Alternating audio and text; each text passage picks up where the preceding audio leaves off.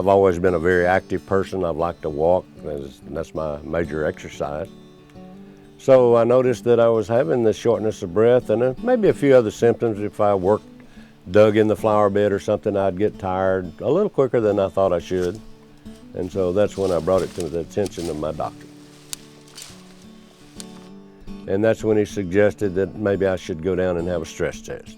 I went to the Mother Frances Cardiac Center there and saw Dr. Sanford. But when he came in and reviewed my test, he said, "You failed." He said at that time, really to be sure, we need to do a cardiac cath. So about 3 or 4 days later, I was there in the hospital at Mother Frances ready for that test. Came out and he said, "Well, you do have some blockage," but he said the good news is you can have robotic bypass surgery. And started to do some research on robotic bypass surgery. Went to the computer, and sure enough, here came Dr. Turner's picture and description of the surgery. Dr. Turner's, he's great. He got me through surgery, and I had 3 little spots on me when, like I said before, all my friends that had bypass surgery came home with a full bandage on their chest and a zipper. I came home with 3 Band-Aids.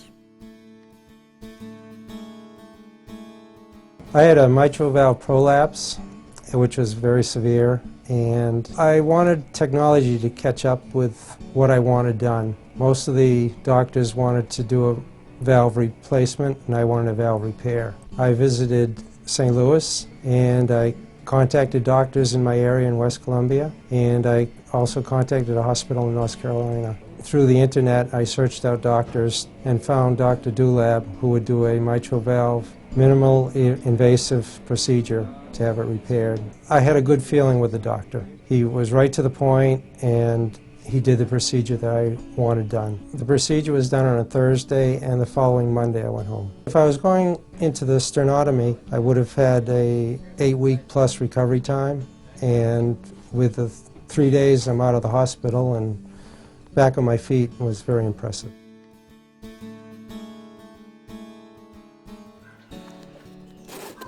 I have always been an outdoors person. I've done a number of triathlons. I bike, I hike, I backpack. I do everything in the outdoors. I love to kayak. If it's outdoors and it's adventuresome, Jake's going to be doing it.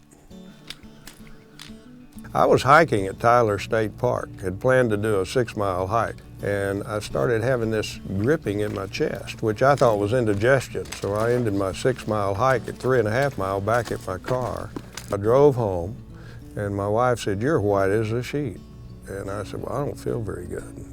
So she said, "Well, what do you want to do?" And I said, "I think we need to go to the hospital." We had hardly told them who we were in Mother Frances Hospital, and they had me in doing a EKG. A little bit later on, they ran the blood test and said, "You've got a problem."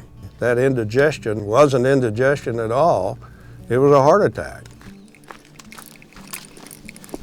I had what's called a quintuple bypass surgery, 5 bypasses. My surgeon was Dr. Cacciatoli, who's the greatest surgeon that I know. I mean, he saved my life, for heaven's sake.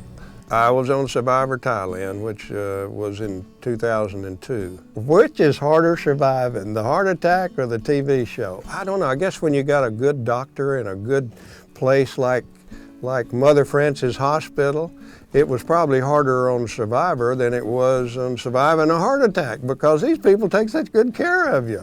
The people in Mother Frances Hospital are going to do their best to take care of you. I mean, if you're going to have a heart attack, that's the place to go. I really don't know what my next big adventure is going to be. I'm looking for it, but it'll show up. Somewhere, it'll show up.